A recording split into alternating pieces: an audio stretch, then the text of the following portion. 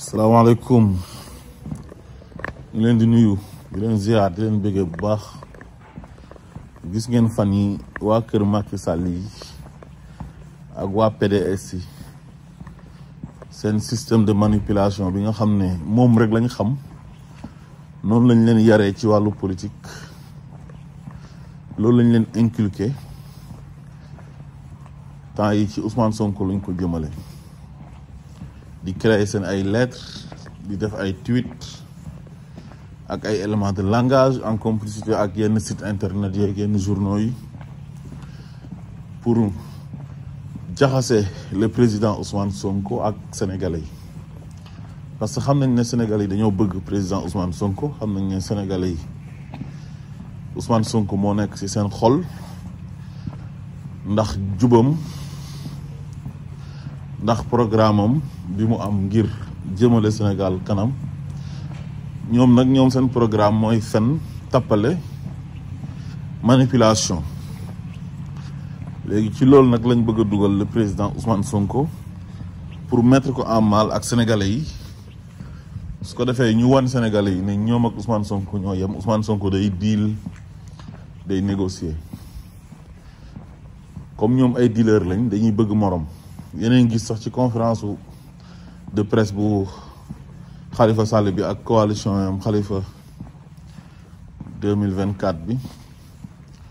moom it comme daa demoon diili ji pour ne na nekk candidat rek te mu jul nekk candidat moom it mu bëgg morom naan am na ay ruumandaat yi am te bu sottee dina leer moo tax ñun bu ñuy dem dialogue bi ñu bëri ñu doon critiquer waaye xam nañ ne fii ñun ñëpp a yem quoi loolu noonu la bëggoon a waxee quoi moom Khalifa Sall te loolu yëpp dara du ci dëgg li olof di wax naan picc bu lakkee ci taat rek dafay bëgg morom quoi Ousmane Sonko da leen a gën ci lépp gën leen cohérent gën leen dëggu gën leen jub ba tax sénégalais yi bëgg ko ci jikkoom yi tedd yooyu noonu ñoom nag loolu neexu leen quoi loolu daf leen a métti donc sénégalais yi yéen laay waxal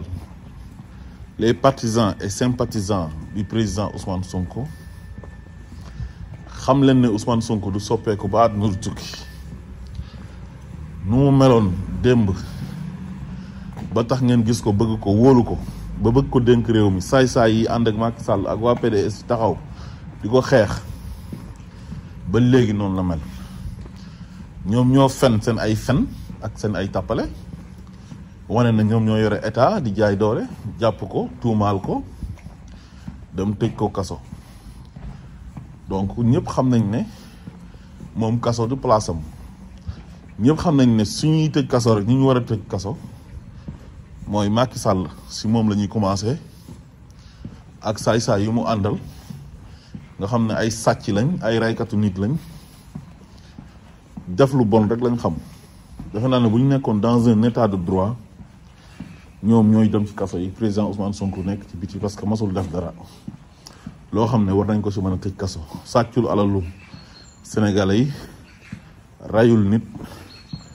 deful dara lu tax mu war a nekk prison mais benn mafia la jàkkaar lool bu bon boo xam ne gëmuñ yàlla gëmuñ yonent seen àdduna yëpp fen la sàcc manipulation ak nguur rek lañ gëmuñ dara lu dul nguur xam leen ne président Ousmane Sonko du leen mës a wor yéen ñi ko bëgg dafa am ay nit yu ànd ak moom doon xeex gëm xeex bi di xeex pour la démocratie di xeex pour l'état de droit di xeex contre l'injustice ñii dee ci ñi ñàkk ci seen liggéey ñi gàddaay ci maanaam dem exil ñi am ci ay gaañu kon du ñu dem ba heure bii nii président Ousmane Sonko di leen wor naan day diil ak Macky Sall ak day négocier ñi dee ñooñu il faut que mu am enquête boo xam ne day am su ko defee ñu leeral ci yan anam lañ leen reyee ñi leen rey ñu teg leen ci yoon ñi fi nekkoon tamit sàcc xaalisu sénégalais yi def ay détournement de deniers publics def ay ñaawteef ñooñu it ëllëg war nañoo rendre compte ci tribunaux yi. kon président Ousmane Sonko du toog mukk ba heure bi pour jëmmam moom kenn kese mu ne day négocier pour génn ci kaso ba naan day dialogue ak Macky Sall ak wala naan day waxtaan pour ñu defal ko loi d'amnistie. loi d'amnistie moom c'est impersonnel. loi d'amnistie Macky Sall moo ko bëgg ak ñi mu àndal parce que dañ fee def ay ñaawteef, dañ fee rey ay nit, dañ fee def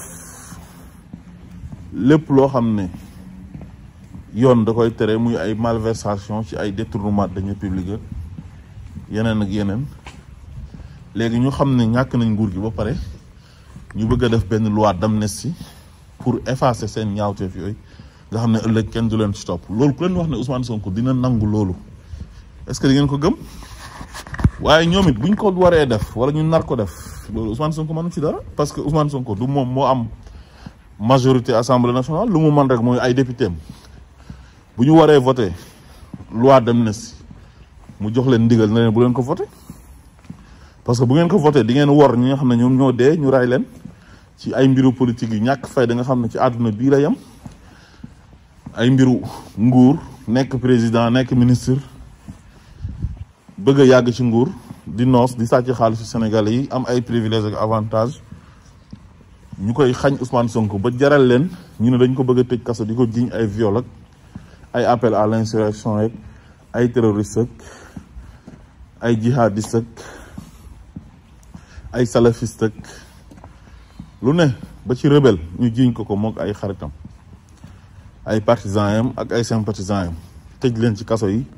te loolu yëpp Macky Sall moo nekk ci gannaaw ak lobby bi mu àndal procureur am ak doyen des juges am ak ñëpp di fen di sosal nit ñi di yàq deru nit ñi te dara du ci dëgg. kon dalal leen seen xel yi xam ne li ngeen di dégg yëpp c'est des manipulations. Ousmane Sonko man tey laa gën a am confiance ci moom tey laa gën a am yaakaar ci moom xam ne àdduna mënta yàgg ba mu wor Sénégalais yi fu mu tegoon tànkam ba léegi teggiwu ko fa la ko teg. ñoom nag ñoom ñoo ko fenal sosal ko ba dugal ko foofu ci kaso bi buñ ko bëggee génnee mën nañ ko génne mais xam nga loi d'amnistie moom duñ ko voté pour benn nit Ousmane Sonko buñ ko bëggee génnee moo ko ay nitam mais defuñ dara dañuy tëb rek génnee leen parce que amul dara luñ def lu ñu leen waxal yëpp ay fen la kon bu ñu leen bëggee génnee mën nañ tëb génnee leen mais bu ñu jaarale loi d'amnistie bi ci turu Ousmane Sonko naan Ousmane Sonko la ñu war a génnee pour baal ko ñu fi nekkoon def fi ay ñaawteef dañ leen di effacer lépp. Ousmane Sonko deful benn ñaawteef Ousmane Sonko mosul def benn ñaawteef joteewul ak sénégalais yi dara. Macky Sall ak ay nitam ñoom ñoo jotee ak sénégalais yi dara ñoom ñoo tooñ sénégalais yi sàcc seen xaalis jël justice bi teg fa ay voyous ak ay bandi ñuy réprimer ay nit jël gendarmerie jiital fa benn voyou ak benn bandi bu tudd Moussa Fall police pareil bookar yàgg ñuy def répression ci kaw nit ñi